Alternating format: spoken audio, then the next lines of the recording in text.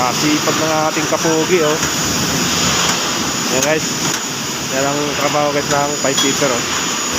Sila yung nagpipit up ng mga hinihinang na tubo katulad nito. Yan. Yan, kapugi, oh.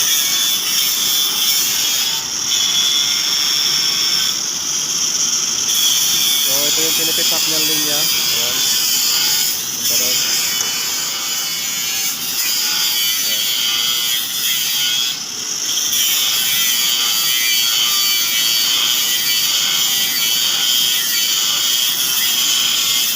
Dyan talaga mga kapugi, oh.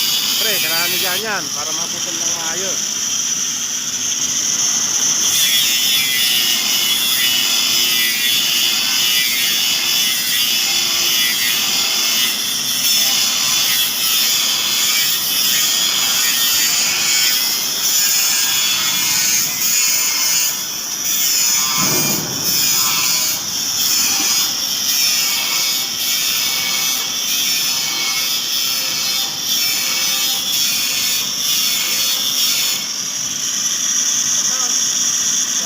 Sarado kapugi.